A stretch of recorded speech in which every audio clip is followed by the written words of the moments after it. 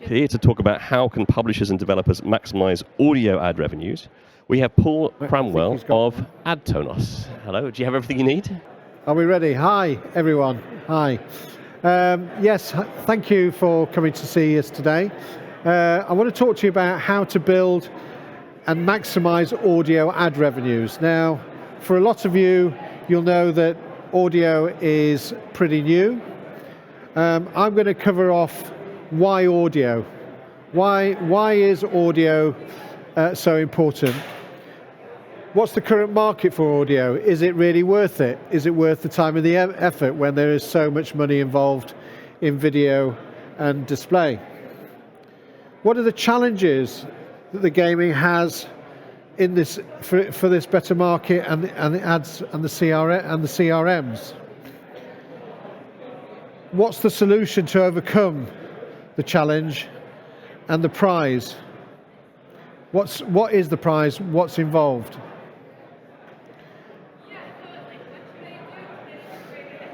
So in a recent YouGov study, players were seen to prefer audio ads. No surprise, because it doesn't interrupt them when they're playing their game. It doesn't stop them actually playing the game. And even more interesting, the highest proportion preferred audio ads when it comes to monetization. Now that's great to say when you're a gamer, but it doesn't necessarily translate if you're a publisher. The good news for advertisers is that the ad retention is stronger than video. This is particularly important when trying to attract FMCG and global brands that are coming in from outside.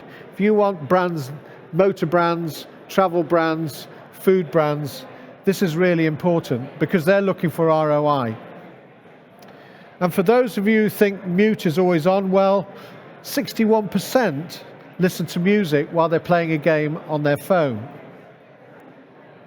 We also see here that 36 to 39% have a stronger retention when it comes to memory recall of those ads. So what is the current market like? Well, as you can see, this is a UK chart from the IAB that talks about revenues in the different streams. So this is podcast and streaming over the last 3 years. What's interesting is that with gaming is pretty much less than 2 years in terms of audio having come through. So the good news is that actually gaming is accelerating all these numbers. And what we're seeing here, growth, is actually replicated across the UK, across the US and Europe as well.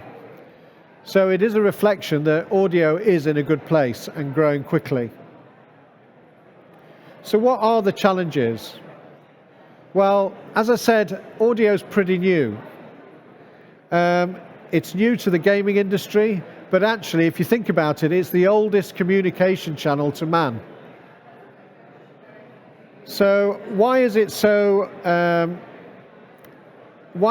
difficult for gamers to really get their head around? Well, of course, they've just not had it. It's new in that suddenly you've got something that's audio, but actually games are a very visual, are highly visual. So we've also got the issue of the domination of display and video together.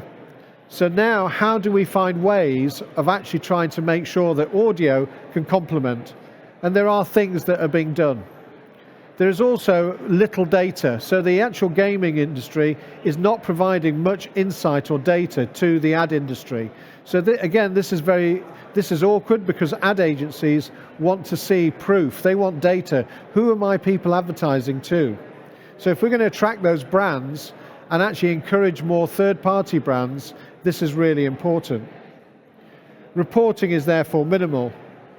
And of course, transparency and brand safety is now becoming the big issue.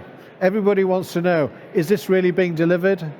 Is it safe? Is it good? Is it in a good environment? You see, brands have been using radio, podcast, streaming for a long time, and it's been traditionally a safe haven. This is new. Gaming is new to them. There's a lot of duplication. We're seeing a lot of games being duplicated through multiple channels. That's not a problem, it's just that it exists. So it's about making sure that your products stand out. And of course, there are low CPMs. If you're going on a programmatic buy, if all you are is part of a straightforward programmatic buy, CPMs can be quite low. But they're higher than display, and they could be even higher. So let's have a look. What is the solution? So a solution we've come up with is, and you'll have heard people talk about an SDK, but the SDK is important because it allows us to actually start creating value. This is actually designed to make sure that we can start to place ads where they should be, rather than just being pre or mid-roll. They can also be placed in intermission. If you've got a game that involves a waiting period where people are competing with each other, that's an ideal place to sometimes place an ad. But even if it is mid-roll, you're not stopping them playing. You're allowing the audio to roll. Furthermore, we've got a banner ad that can be included. So you can have a companion banner, which is at the bottom or the top or wherever the gaming company chooses. So the idea being that you still get the benefits of audio, but you can still then offer a trigger, a direct response trigger that people can actually then click the button and off they go. They can go and get further information. We've purposely, and for those of you who sat and watched the last presentation, we've not gone down reward ads, because companies like ours are trying to encourage more third-party brands. Reward ads are very focused on the industry itself. Gaming companies advertising on games. And the problem with that is, of course, that you're just actually encouraging the same circuit of revenue. Now, it's a big circuit of revenue. What we're trying to do is bring more third-party brands in. So how does it all look and sound? Well, here's an example of how it might look, feel. Sorry. Is the audio working?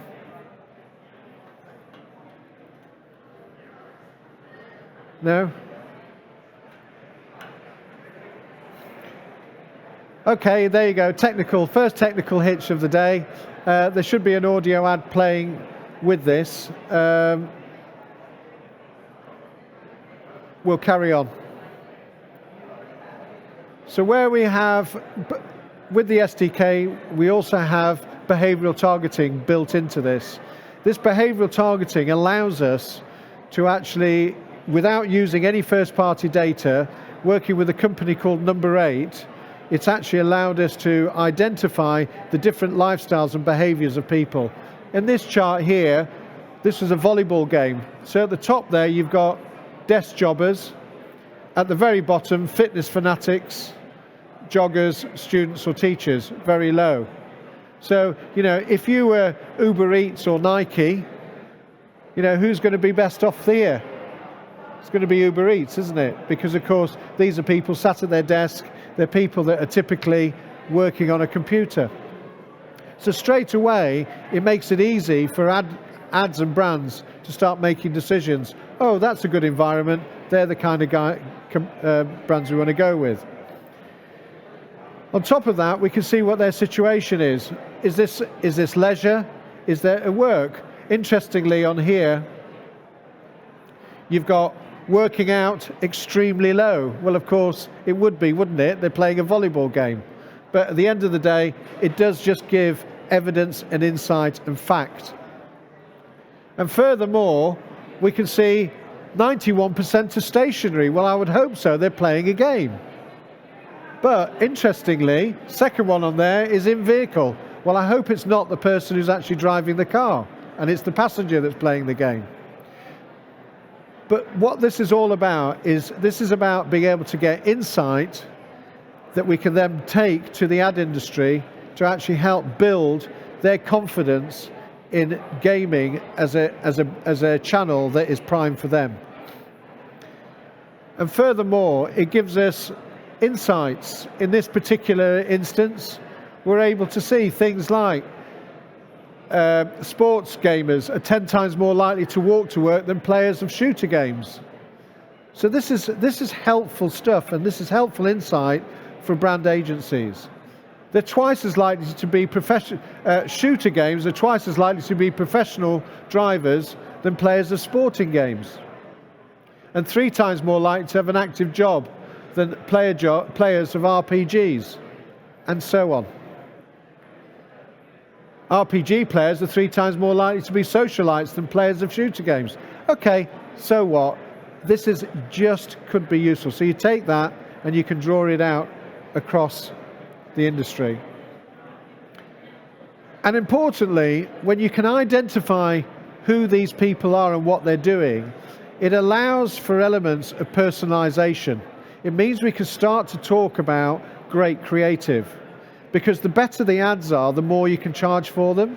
And this is how we start to drive value and CPMs. So for instance, hopefully the audio will work here, because if it hasn't, it's going to kill it. So I do apologize. But hopefully this ad will give you an idea of what we could do. We've got 2 ads here. No. Is there any way of... Okay, so I do apologize. There should have been an Uber Eats ad there, so I'll just tell you what you should have heard. The first ad should have actually played an Uber Eats ad that was about getting burgers and getting your food delivered, that was very much designed to target perhaps a desk jockey, somebody who's sat at home playing their game. The second ad was also Uber Eats, but targeting people who are into fitness, people who were actually out and about, healthy lifestyles, who are bothered about what they put in their mouth.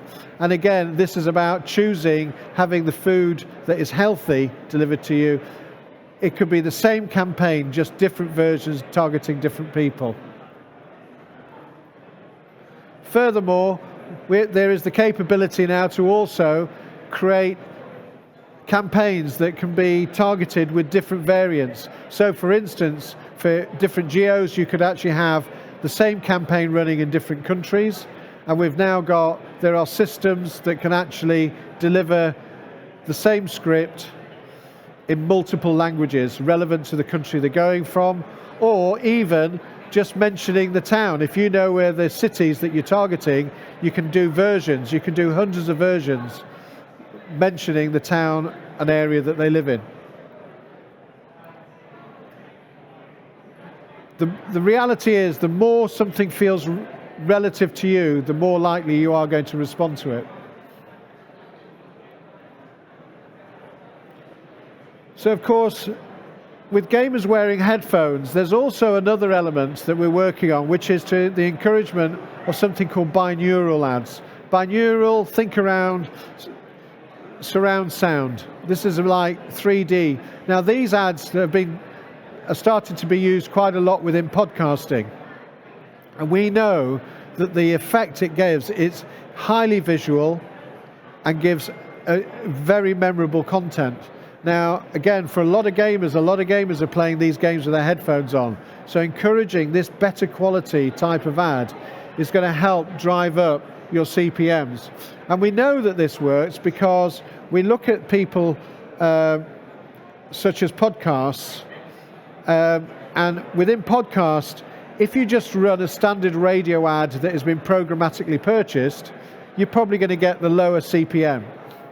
The minute you start to be able to bake things in, maybe get a presenter to read something, and you add more value and make it more targeted, the CPMs drive up. And we know that these CPMs are getting 5 times more than the lower end stuff. And we can do exactly the same for gaming. We just need to start building better insight and capability. So what's the prize? You improve player experience and therefore retention. One of the biggest problems in gaming right now is this churn.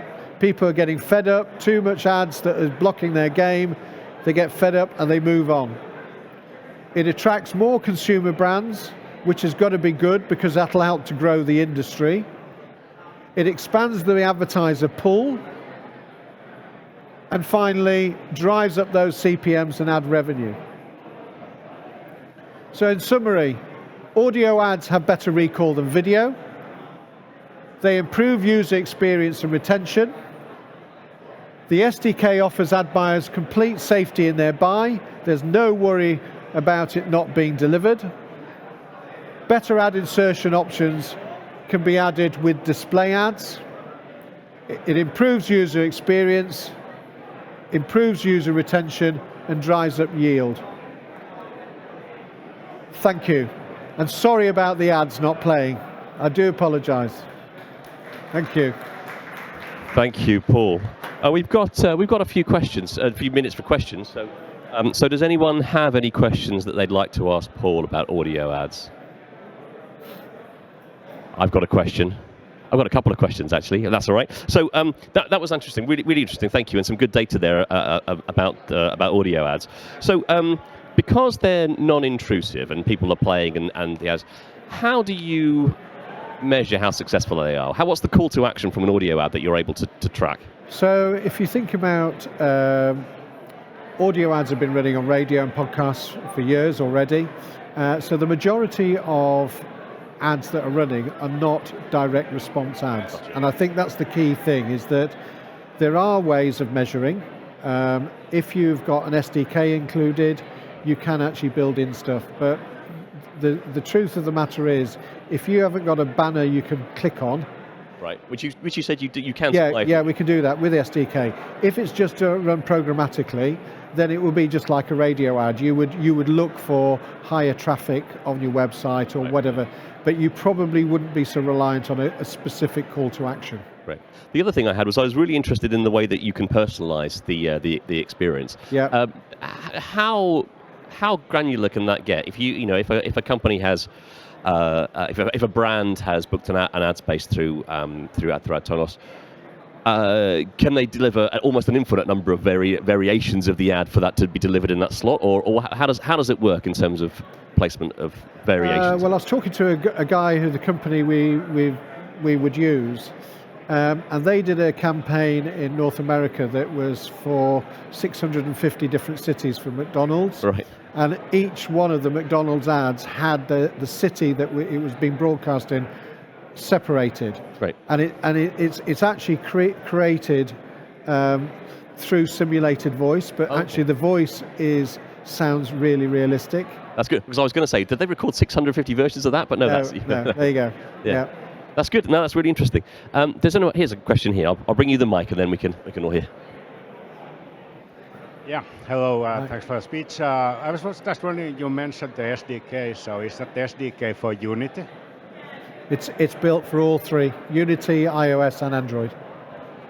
Great, thank you.